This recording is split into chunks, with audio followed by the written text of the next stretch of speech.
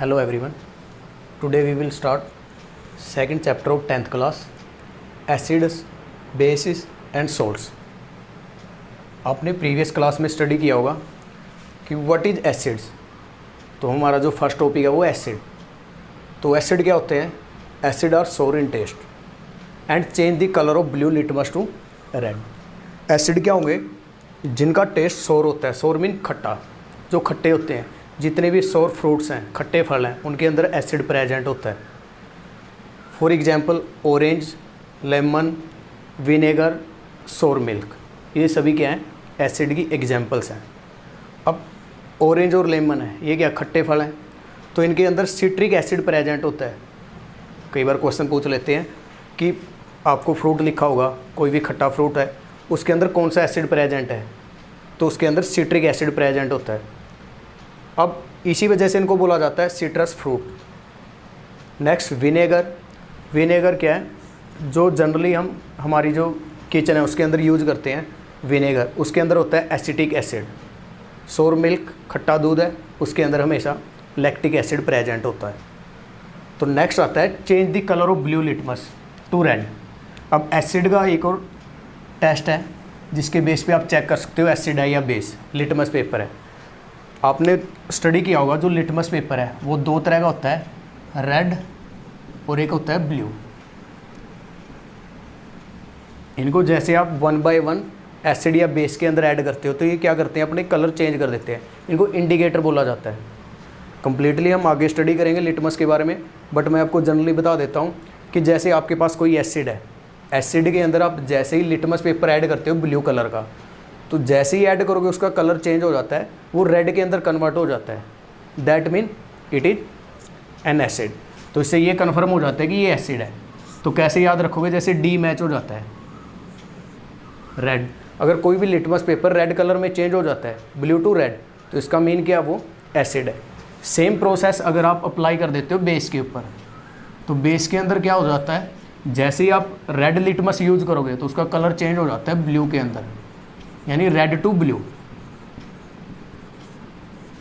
तो red to blue यानी ई से याद करना। ये बेस के अंदर बहुत सारे स्टूडेंट को कंफ्यूज रहता है कि कलर कौन सा आता है। तो ई से याद रखना ब्लू कलर आएगा बेस के अंदर, और डी से याद रखना रेड कलर आता है एसिड के अंदर।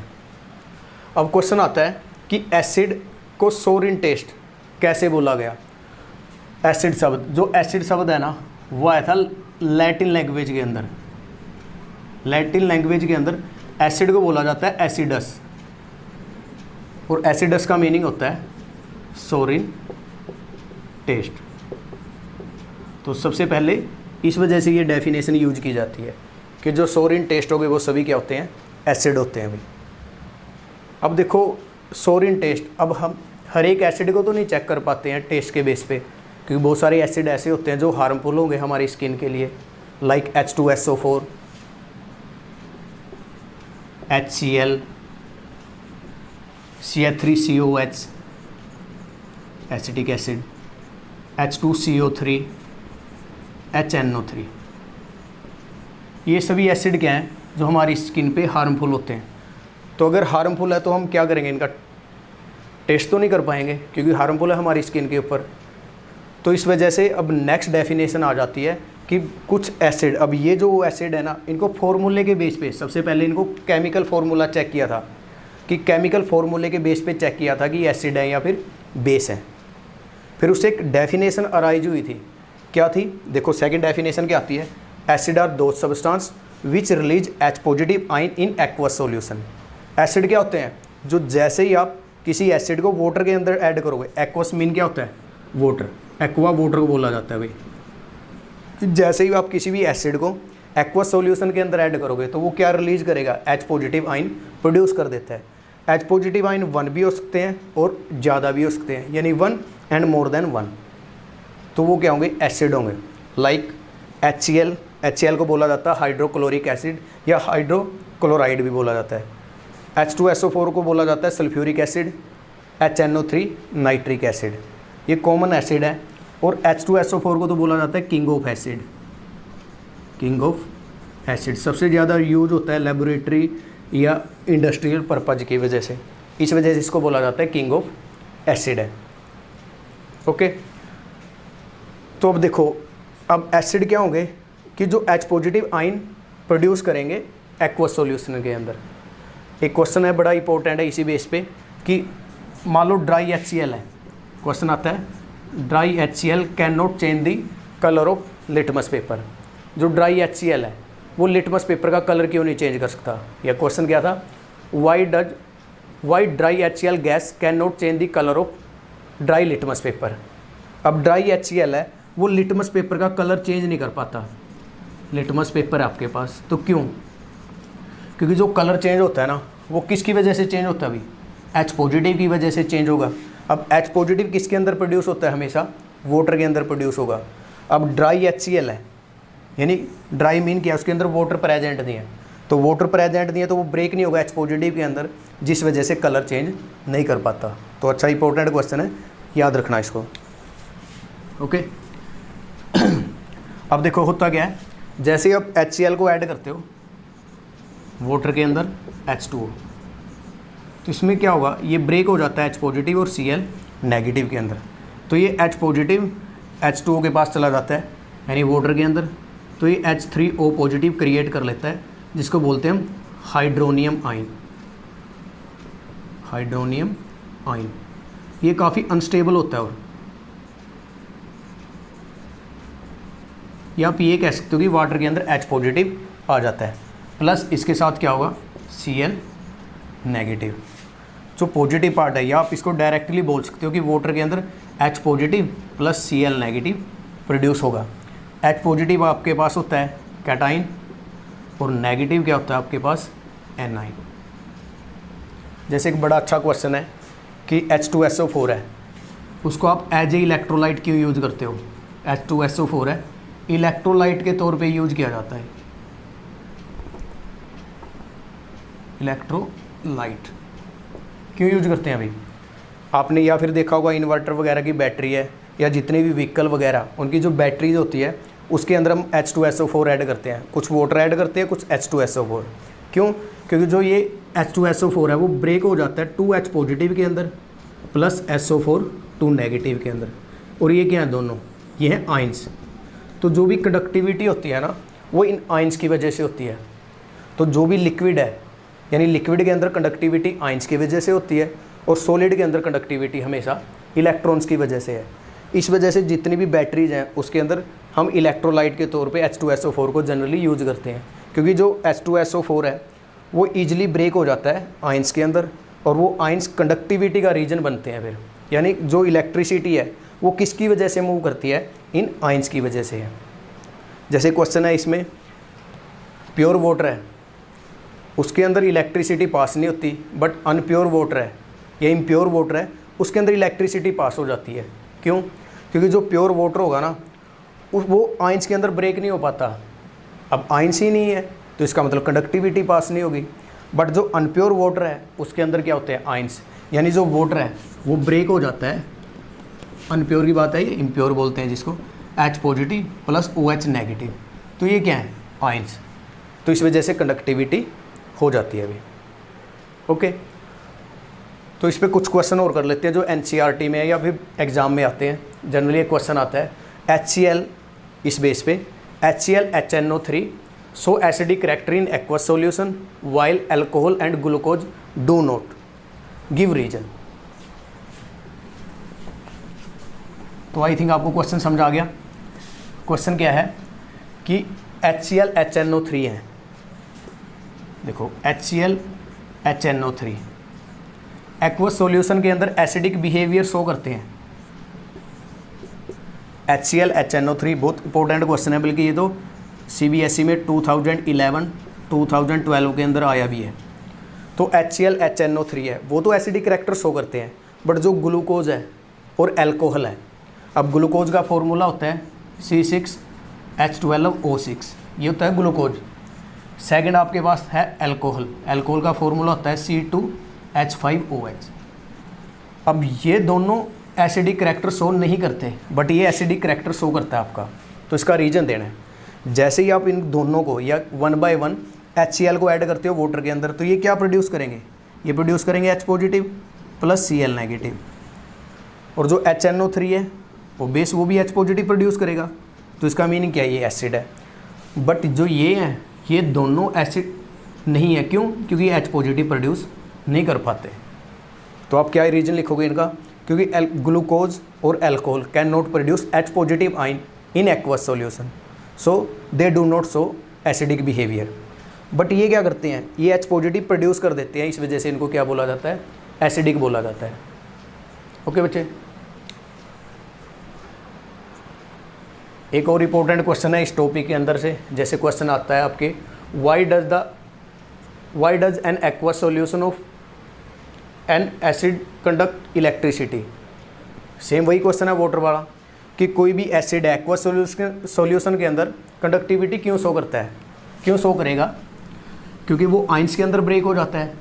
अगर कोई भी कंडक्टिविटी से क्वेश्चन आए ना एसिड के अंदर, तो उसका एक ही रीज़न होता है, क्योंकि जो एसिड है एक्वस सॉल्यूशन के अंदर आइंस के अंदर ब्रेक हो जाता है और उस आइंस की वजह से कंडक्टिविटी ईजिली शो कर देता है। ओके, तो इसके बाद हम नेक्स्ट टॉपिक कर लेते हैं, classification of acid. Now our topic is classification of acid.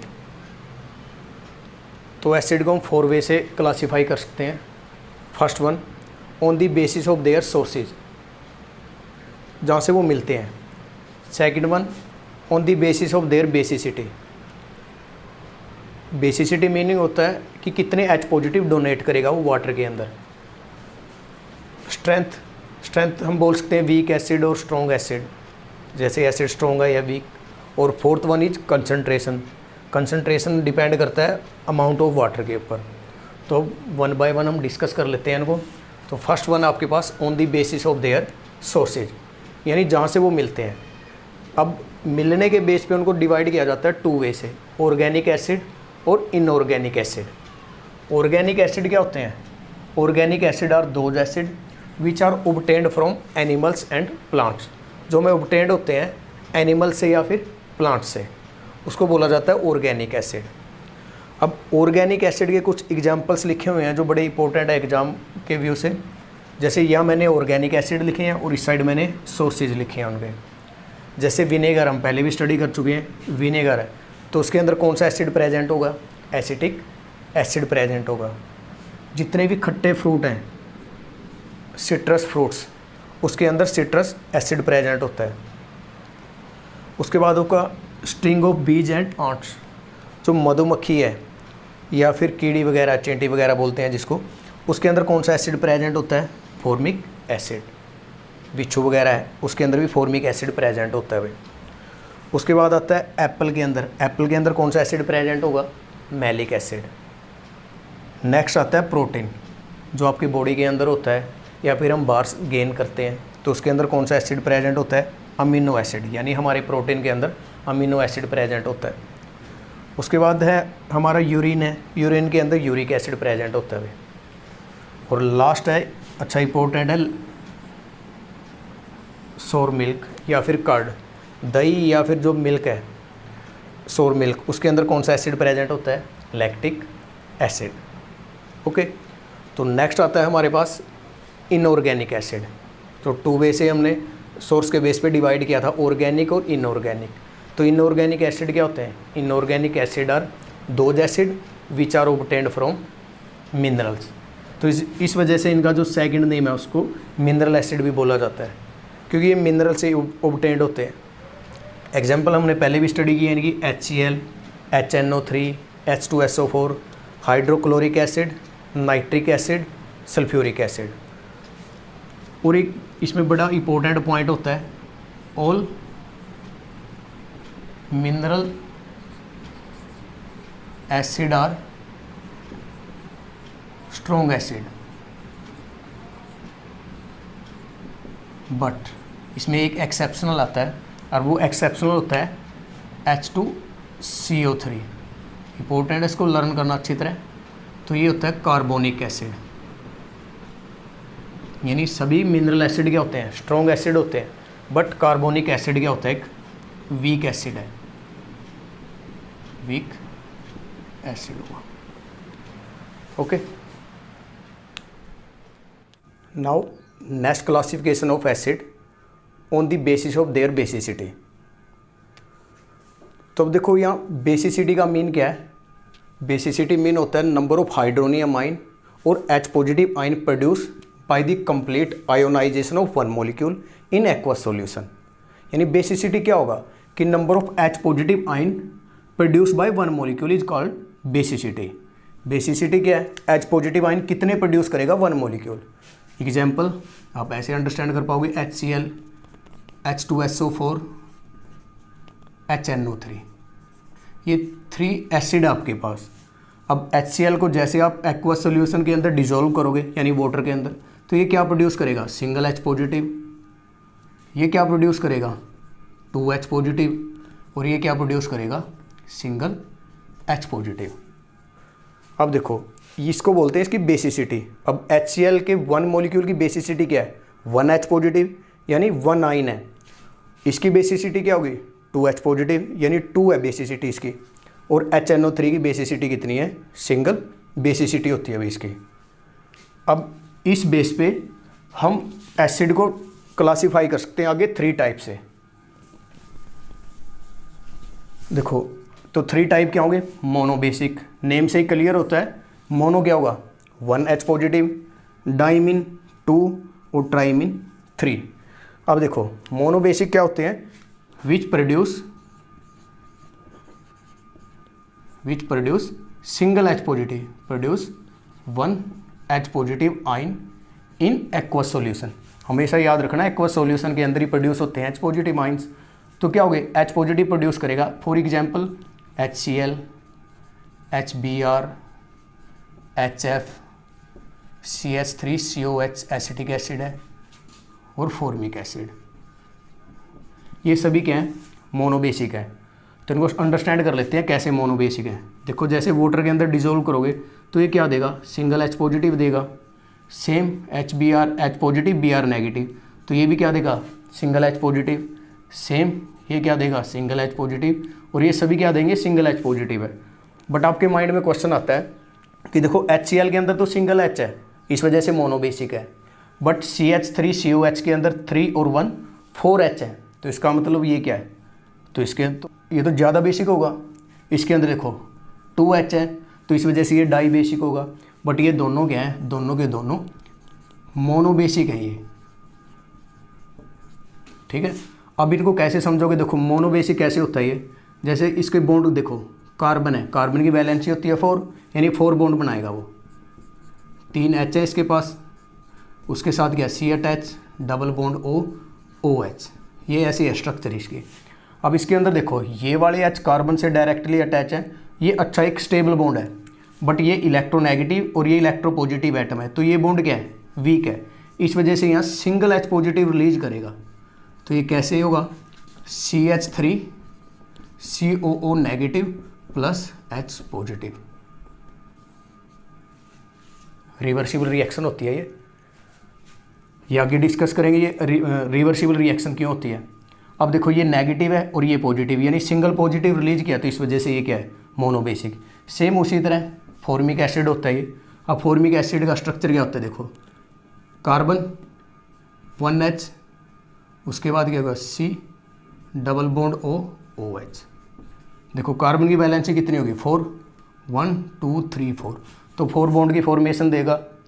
और जैसे ही आप इसको डिसॉल्व करोगे वाटर के अंदर, तो ये क्या करेगा, यहाँ से सेम बॉन्ड तोड़ेगा, तो H पॉजिटिव रिलीज कर देता है भाई यहाँ से, तो ये H पॉजिटिव बाहर निकल जाता है। तो इसकी रिएक्शन क्या होगी, देखो HCOO negative plus H positive. इस वजह से ये दोनों क्या हैं, मोनो बेसिक है, ठीक है। ICSE में पूछा गया क्वेश्चन था ये दोनों कौन से बेसिक हैं, तो इनको लिखते हैं मोनो बेसिक। या इसको पूछ लेते हैं इनकी बेसिसिटी कितनी है, तो इनकी बेसिसिटी क्या है, सिंगल 1 बेसिसिटी है, तो इनको बोला जाता है भाई मोनो बेसिक। नेक्स्ट आता है आपका डाई बेसिक।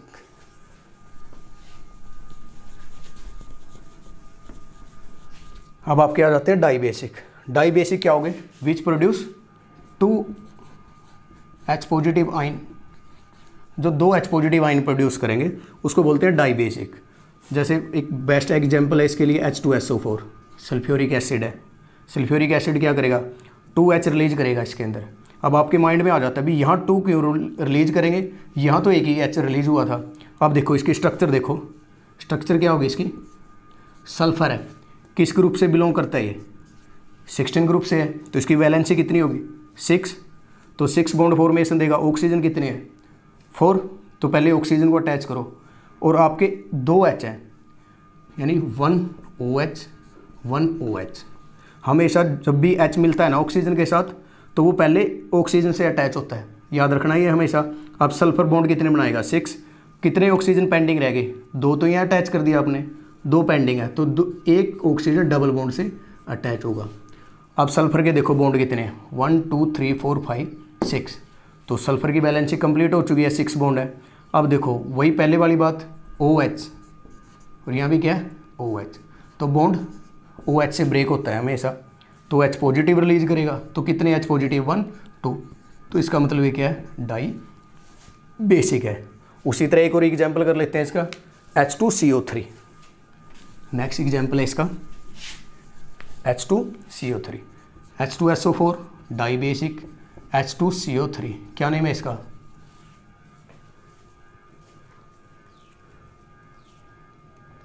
H2CO3।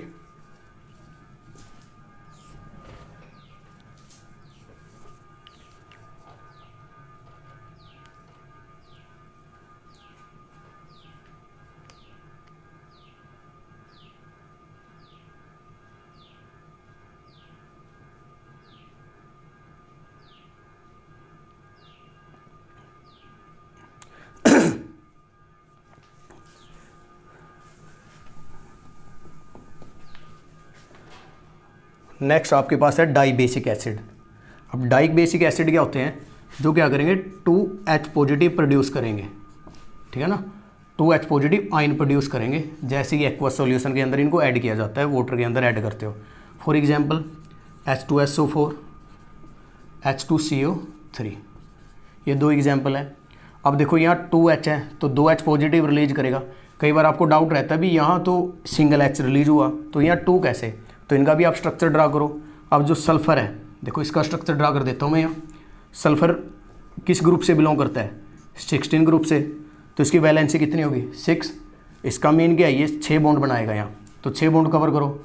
अब देखो एक ऑक्सीजन और H, 4 ऑक्सीजन 2 हाइड्रोजन है यहाँ, तो हमेशा सल्फ़र से डायरेक्टली अटैच होते हैं ऑक्सीजन, और जितने भी हाइड्रोजन है वो पहले ऑक्सीजन से अटैच होते हैं। अब देखो 2H लगाओ, 1, आपकी मर्जी है, कहीं मर्जी लिख सकते हो इसको। अब जैसे ऑक्सीजन 2 यानी 4 है यहाँ, 2 हाइड्रोजन से अटैच कर दो, यानी H और ये H। ऑक्सीजन की बैलेंस ही कंप्लीट है क्योंकि 2 बॉन्ड बनाता है ऑक्सीजन। अब बाकी कितनी बच गई ऑक्सीजन? 2, तो यहाँ कर दो अटैच, ठीक है। अब देखो कितने H रिलीज होंगे? 1 2। तो हमने पहले भी डिस्कस किया था कि OH का बॉन्ड क्या होता है? वीक होता है, इस वजह से ये क्या है? Die basic. 2H रिलीज करेगा, 2H पॉजिटिव, इस वजह से इनको बोला जाता है डाई बेसिक। H2CO3 सेम होगा, कार्बन की वैलेंसी कितनी होगी? 4 होगी, ऐसे ही सेम ड्रा हो जाएगा ये। बस यहाँ 6 बॉन्ड नहीं 4 बॉन्ड आएंगे, ये याद रखना। नेक्स्ट आता है ट्राई बेसिक। ट्राई बेसिक क्या होते हैं? जो 3H पॉजिटिव आयन रिलीज करेंगे या प्रोड्यूस करेंगे एक्वस सॉल्यूशन के अंदर, उसको बोला जाता है ट्राई बेसिक। अब ट्राई बेसिक के अंदर एक एग्जाम्पल है, देखो H3PO4, ये एग्जाम्पल है H3PO4, और इसको बोला जाता है फॉस्फोरिक एसिड। फॉस्फोरिक एसिड है, तो ये कितने H रिलीज करेगा? यहाँ से 3H रिलीज करता है ये, इस वजह से इसको क्या बोला जाता है? ये रिलीज करेगा 3H पॉजिटिव, इस वजह से ये क्या है? ट्राई बेसिक होता है अभी। ओके,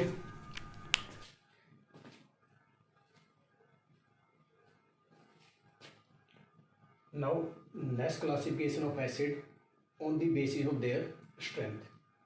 अब हम एसिड को क्लासीफाई करते हैं स्ट्रेंथ के बेस पे। अब माइंड में क्वेश्चन आता है कि व्हाट इज स्ट्रेंथ? स्ट्रेंथ क्या होती है? Strength of acid depend on the degree of ionisation, और जिसको रिप्रेजेंट किया जाता है अल्फा से, इसको बोला जाता है अल्फा। ये वर्ड लिखा हुआ है, जो ये सिंबल है ये अल्फा, और डिग्री ऑफ आयोनाइजेशन के बेस पे स्ट्रेंथ चेक की जाती है। कुछ बुक्स के अंदर इसको डिसोसिएशन भी लिखा जाता है। अभी डिसोसिएशन, आयोनाइजेशन भी लिखा होता है, डिसोसिएशन भी लिखा होता है। रिप्रेजेंटेशन दोनों की अल्फा ही रहेगी, ठीक है। तो स्ट्रेंथ किस पे डिपेंड करती है? Degree of dissociation. या डिग्री ऑफ आयोनाइजेशन। अब आयोनाइजेशन क्या होता है, ये अल्फा क्या होगा, इसका एक फॉर्मूला होता है कैलकुलेट करने के लिए, number of acid molecule undergo ionisation divide by total number of acid molecule into 100। यानी डिग्री ऑफ डिसोसिएशन का मीनिंग या आयोनाइजेशन क्या होता है। अभी देखो आपके पास 100 मॉलिक्यूल है किसी भी एसिड के, अगर उसको आप एक्वस सॉल्यूशन के अंदर डिजोल्व कर देते हो तो उसके अंदर से कितने मॉलिक्यूल डिसोसिएट हो जाते हैं। मान लो HCl आपके पास, आपने HCl के 100 मॉलिक्यूल ऐड किए वाटर के अंदर, और कितने मॉलिक्यूल 100 में से मान लो 90 या मोर देन 90 मॉलिक्यूल डिसोसिएट हो जाते हैं, टूट जाते हैं, तो इसका मतलब वो क्या होगा, स्ट्रॉन्ग एसिड होगा। अगर मान लो उसमें से केवल 2, 4 या 5, 6 मॉलिक्यूल ही डिसोसिएट होते हैं या आयोनाइज होते हैं, तो इसका मतलब वो क्या होगा, वीक एसिड। यानी नंबर ऑफ मॉलिक्यूल डिसोसिएट पे डिपेंड करता है स्ट्रेंथ उसकी। तो इस बेस पे हम डिवाइड कर देते हैं एसिड को 2 वे से, one is strong acid, other is weak acid. ठीक है ना, किसके बेस पे डिवाइड किया हमने, अल्फा के बेस पे, डिग्री ऑफ आयोनाइजेशन के बेस पे। अब जैसे स्ट्रॉन्ग एसिड क्या होते हैं, विच अंडरगो ऑलमोस्ट कंप्लीट आयोनाइजेशन, जो क्या करते हैं, लगभग कंप्लीट डिसोसिएट या फिर आयोनाइज हो जाते हैं, वो सारे के सारे कंप्लीट आयोनाइजेशन शो करते हैं। फॉर एग्जाम्पल लाइक HCl है, अगर HCl को आप ऐड करते हो ना वाटर के अंदर, तो ये मैक्सिमम डिकम्पोज हो जाता है, सारा टूट जाता है ये। उसी तरह H2SO4, HNO3, ये क्या है, स्ट्रॉन्ग एसिड होते हैं। अभी ये जो इनऑर्गेनिक एसिड होते हैं ना सारे, वो स्ट्रॉन्ग एसिड है, बस एक छोड़ दो H2CO3, ये वीक एसिड होता है। बाकी सारे इनऑर्गेनिक एसिड क्या होते हैं, स्ट्रॉन्ग एसिड होते हैं, इनऑर्गेनिक एसिड है ये सभी। बस किसको छोड़ना आपने, H2CO3 को छोड़ना है। कार्बोनिक एसिड है ये, कार्बोनिक एसिड को छोड़ दो, बाकी सारे के सारे क्या होते हैं, स्ट्रॉन्ग एसिड होते हैं। मान लो जैसे HCl है, अगर वाटर के अंदर आप डिसोसिएट कर देते हो HCl, एक्वस मीन आपने वाटर के अंदर ऐड किया इसको, तो किस में डिसोसिएट हो जाता है कंप्लीटली, H पॉजिटिव और Cl नेगेटिव के अंदर। ये कंप्लीट आयोनाइज हो चुका है। अगर कंप्लीट आयोनाइज हो चुका है तो इसका मतलब ये क्या होगा, स्ट्रॉन्ग एसिड होता है। ठीक है ना, तो इसको किस बेस पे चेक किया हमने, अल्फा के बेस पे। तो आपको लर्न करना पड़ेगा HCl, H2SO4, HNO3, ये एग्जाम्पल है स्ट्रॉन्ग एसिड के अंदर, ये मैक्सिमम डिकम्पोज हो जाते हैं। अब 90 या मोर देन 90% डिकम्पोज होते हैं, और सबसे स्ट्रॉन्ग एसिड बोला जाता है HCl को, क्योंकि ये 100% डिसोसिएट हो जाता है वाटर के अंदर। ठीक है, नेक्स्ट आता है आपके पास वीक एसिड। अब वीक एसिड क्या होता है, विच अंडरगो पार्शियल और इनकम्प्लीट आयोनाइजेशन, जो पार्शियल या इनकम्प्लीट आयोनाइज होगा तो उसको हम क्या बोलते हैं, वीक एसिड। ये लेस देन 10% रहेगा। यानी मान लो आपने 100 मॉलिक्यूल ऐड किए वाटर के अंदर, उसमें से केवल 10 मॉलिक्यूल डिसोसिएट हो जाते हैं, बाकी 90 एज इट इज वाटर के अंदर प्रेजेंट रहते हैं भाई। तो इस वजह से इनको बोला जाता है वीक एसिड। अब इनकी एग्जांपल है जैसे CH3COH acetic acid, HCOH formic acid, ये हमने अब डिस्कस किया था, ये क्या होता है, कार्बोनिक एसिड। ये सारे के सारे क्या है, वीक एसिड। अब आपने ये देखे हैं, तो ये कौन से एसिड होते हैं, ये सभी क्या है, ऑर्गेनिक एसिड। ऑर्गेनिक एसिड क्या होते हैं, सारे वीक एसिड होते हैं। अभी ऑर्गेनिक एसिड है weak acid. H2CO3 inorganic acid है, ये एक्सेप्शनल केस था, हमने पहले भी डिस्कस किया इसको। H2CO3 कार्बोनिक एसिड है तो ये, और इनऑर्गेनिक एसिड बट है वीक एसिड। अब जैसे CH3COH है, इसको अगर आप वाटर के अंदर डिसोसिएट कर देते हो देखो CH3COH, मैंने एक्वस लिख दिया, यानी इसका मीनिंग क्या होगा, वाटर है। जैसे आप इसको वाटर के अंदर ऐड कर देते हो तो ये ब्रेक हो जाता है। देखो ये रिवर्सिबल रिएक्शन है, CH3COO negative plus H positive के अंदर, बट ये इरिवर्सिबल है। देखो ये रिवर्सिबल है, ये अरिवर्सिबल, क्योंकि इसमें तो कंप्लीट डिसोसिएट हो जाते हैं, कंप्लीट आयोनाइज हो जाते हैं, कंप्लीट टूट जाते हैं। बट इसके अंदर क्या है, कुछ मॉलिक्यूल टूट गए, कुछ नहीं टूटे, या फिर दोबारा से ये क्रिएट हो जाता है इसके अंदर एसिटिक एसिड, क्योंकि एक वीक एसिड है और इसके अंदर लेस देन 10% मॉलिक्यूल ही क्या होते हैं, आयोनाइज होते हैं। अभी इस वजह से जो भी वीक एसिड है ना, वीक एसिड की रिएक्शन में ये रिवर्सिबल का निशान यूज किया जाता है। ओके, तो ये क्या है, वीक एसिड होते हैं। यानी वीक एसिड क्या होंगे, इनकम्प्लीट आयोनाइज होंगे, और स्ट्रॉन्ग एसिड क्या होते हैं, ऑलमोस्ट कंप्लीट आयोनाइज होंगे भी। नेक्स्ट एक इंपॉर्टेंट पॉइंट है इसके अंदर, the aqueous solution of weak acid contain both ion and undissociate molecule. अब देखो इसके अंदर तो क्या होते हैं, केवल आइंस मिलेंगे आपको, यानी इसके अंदर सारे के सारे क्या है, आइंस हैं। क्यों आइंस? क्योंकि ये सारे डिसोसिएट हो जाते हैं, मैक्सिमम डिसोसिएट हो जाते हैं, इस वजह से इसमें जो सॉल्यूशन है एट लास्ट आपको आइंस ही मिलते हैं। बट इसके अंदर क्या होते हैं कि सारे डिसोसिएट नहीं हो पाते या आयोनाइज नहीं हो पाते, इस वजह से इसके अंदर कुछ आइंस भी होंगे और कुछ मॉलिक्यूल्स भी होते हैं। ठीक है, the aqueous solution of weak acid contain both ion and undissociated molecules। यानी अनडिसोसिएटेड मीनिंग क्या होता है, जो नहीं टूटे, एज इट इज पड़े हैं उसके अंदर। ठीक है बच्चे। Now classification of acid on the basis of concentration. अब हम एसिड को क्लासीफाई करते हैं कंसंट्रेशन के बेस पे। Now what is concentration? Concentration क्या है? The amount of water present, the amount of water present in the given sample of acidic solution। यानी कोई एसिडिक सॉल्यूशन है ना, उसके अंदर वाटर कितनी अमाउंट में प्रेजेंट होगा उसको बोलते हैं कंसंट्रेशन। उस बेस पे हम एसिड को 2 वे से डिवाइड करते हैं, कंसंट्रेटेड एसिड और dilute acid. Now what is concentrated acid? Concentrated का मीन क्या होगा? The sample of acid which contain very small amount of water. जिसके अंदर क्या होगा, वाटर की बिल्कुल स्मॉल अमाउंट प्रेजेंट होगी, बहुत लेस अमाउंट में वाटर प्रेजेंट होगा, और उसको बोला जाता है जैसे कंसनट्रेटेड H2SO4, आगे कंसनट्रेटेड लिख दिया जाता है कंसनट्रेटेड HCl। और जो ये कंसनट्रेटेड एसिड होते हैं ना, जैसे कंसनट्रेटेड HNO3, ये सभी के सभी बहुत ज़्यादा हार्मफुल होते हैं हमारी स्किन के लिए। अब नेक्स्ट आता है उसी बेस पे डाइल्यूट एसिड। डाइल्यूट का मीनिंग क्या होता है कि वाटर ऐड कर दिया आपने, उसको डाइल्यूट कर दिया। इसके अंदर क्या होगा, the sample of acid which contain very large amount of water. जिसके अंदर वाटर क्या होगा, बहुत ज़्यादा लार्ज अमाउंट में होता है, तो उसको बोलते हैं हम डाइल्यूट एसिड। डाइल्यूट एसिड का हमारी स्किन के ऊपर ज़्यादा इफेक्ट नहीं होता, बट कंसनट्रेटेड एसिड का बहुत ज़्यादा इफेक्ट होता है। तो इसको भी एग्जाम्पल है जैसे डाइल्यूट H2SO4 और डाइल्यूट HCl। हम लैब के अंदर जनरली दोनों को यूज़ करते हैं, जैसे कंसनट्रेटेड है और डाइल्यूट है। कंसनट्रेटेड को कन्वर्ट कर देते हैं हम डाइल्यूट के अंदर, यानी इसमें क्या होगा, इसके अंदर जो कंसनट्रेटेड है उसके अंदर हम वाटर की अमाउंट ऐड कर देते हैं, यानी मिक्स कर देते हैं दोनों को, और जैसे जैसे वाटर की अमाउंट इंक्रीज करती जाएगी तो कंसनट्रेटेड टू डाइल्यूट में कन्वर्ट होता जाता है अभी वो। अब इसके अंदर एक इम्पोर्टेंट पॉइंट है, mixing of water and acid is exothermic. अब एक्जोथर्मिक का मीन क्या होता है? एक्जो मतलब एग्जिट, यानी 2 वर्ड से मिलके बनाइए, जैसे इसको बोलते हैं एग्जिट। एग्जिट क्या होता है, अभी बाहर निकलना। और थर्मिंग का मीन क्या होता है? थर्मिंग का मीन होता है थर्मल।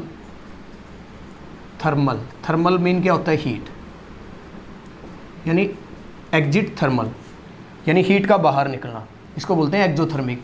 यानी वो प्रोसेस जिसके अंदर हीट बाहर निकलेगी उसको बोलते हैं हम एक्जोथर्मिक प्रोसेस। यानी अगर आप वाटर और एसिड को मिक्स करते हो तो बहुत ज़्यादा अमाउंट में हीट प्रोड्यूस होती है, इस वजह से इसको बोला जाता है एक्जोथर्मिक प्रोसेस। तो एक पॉइंट है, नोट करो इसको। So we must add acid into water, not water into acid. यानी हमने क्या करना है, जो एसिड है ऐड एसिड इनटू वाटर, यानी एसिड हमें ऐड करना चाहिए वाटर के अंदर। जैसे ये एसिड है और ये वाटर, बिल्कुल स्लोवली ड्रॉप बाय ड्रॉप, जैसे ये एसिड है और ये वाटर है, क्योंकि ये एक्जोथर्मिक प्रोसेस है तो हीट प्रोड्यूस होगी। बट वाटर क्या करता है, उसको हीट को एब्जॉर्ब कर लेता है, जिस वजह से हमारी स्किन वगैरह पे कोई इफेक्ट नहीं होता, और जो बिक्कर वगैरह है वो ब्रेक नहीं होगा यहाँ। अगर आप उल्टा कर देते हो, जैसे ये प्रोसेस है, या नीचे एसिड रखा है और आप क्या ऐड कर देते हो, वाटर। अब एसिड की अमाउंट ज़्यादा है यहाँ, और वाटर क्या करते हो आप, स्लोवली ऐड करते हो, तो एसिड हाई होगा और वाटर क्या होगा, लेस। तो एकदम ह्यूज अमाउंट ऑफ हीट बाहर निकलेगी, क्योंकि एक्जोथर्मिक प्रोसेस है। और उस हीट की वजह से क्या होगा, एक तो आपका फेस वगैरह बनने की ज़्यादा चांसेज है, बर्न कर जाता है फेस। और दूसरा क्या होगा, जो बर्तन है आपका, बिकर है, वो क्या होगा, एकदम ब्रेक हो जाता है, टूट जाता है। इस वजह से ये फिनोमेना हमेशा नहीं करना होता है, और आपको हमेशा लैब के अंदर ये प्रोसेस यूज करनी पड़ती है। इस पर क्वेश्चन भी आ जाता है, तो इसको माइंड में रखना अच्छी तरह, ठीक है ना। आप क्या करोगे, एसिड को वाटर के अंदर ऐड करोगे, ना कि वाटर को एसिड के अंदर। ओके बच्चे, थैंक यू। ये था आपका टॉपिक एसिड और एसिड से रिलेटेड। नेक्स्ट हम करेंगे properties of acid. Thank you, have a nice day.